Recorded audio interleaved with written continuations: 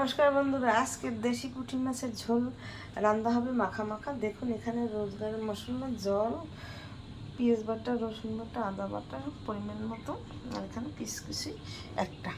এখানে আমি fry pan দিয়েছি। এখন পরিমাণ মতো তেল দিয়ে মাছটা একটু ভেজে নিতে হবে। এখানে হলুদ আধা চামচ আর লবণ আধা চামচ দিয়ে আর একটু হালকা মরিচের গুঁড়ি এটা দিয়ে এইভাবে মেখে ভাজা দিয়ে দেবো।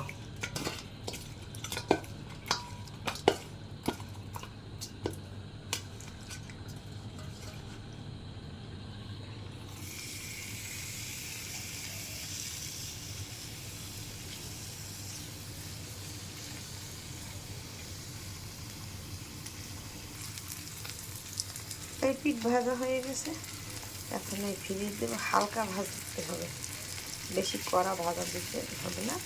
বেশি কড়া ভাজা দিলে পুঁটি মাছের স্বাদ লাগে না।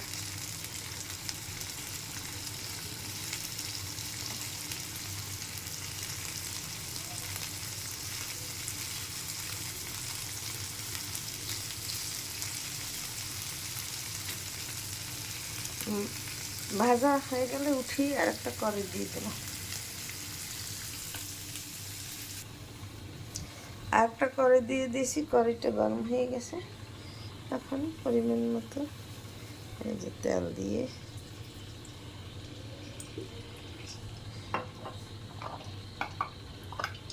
পেঁয়াজ কুচিতে ভাজা দিয়ে দিলাম।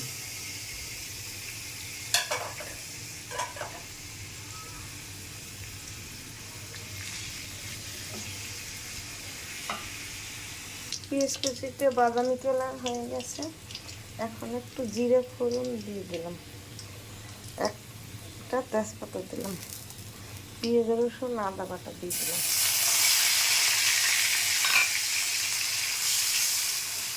পেঁয়াজ কুচির সঙ্গে একসাথে করে ভেজে নিতে হবে।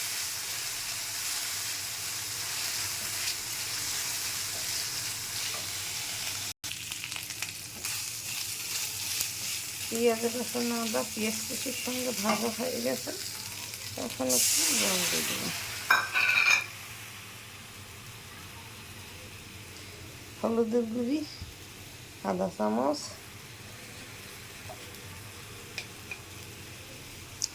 লবণ আধা চামচ, মরিচের গুঁড়ি 1 চামচ। একটু বেশি মরিচ দিলে খেতে ভালো লাগে বেশি। তাজা মাছ খেতে খুব দুর্দান্ত স্বাদ হয়। জিরার গুঁড়ি আধা চামচ,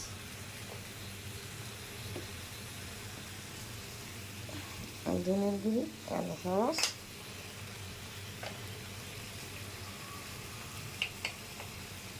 গরম মশলা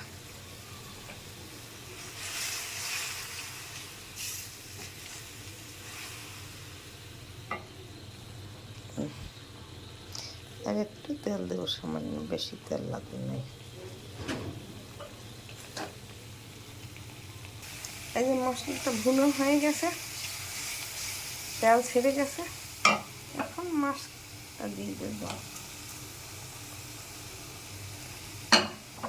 মাছ দিয়ে একটু নাড়াচাড়া করলে মশলাটা ঢুকে, তারপর একটু পরিমাণ মতো এই যে জল দিয়ে দেবো, বেশি জল লাগবে না।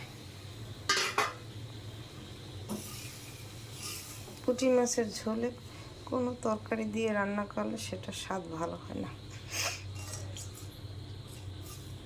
এইভাবে রান্না করলে খেতে ভালো লাগে। আমি ঢাকা দিয়ে ঢেকে দেব। এই যে ঢাকনা তুলে দিলাম,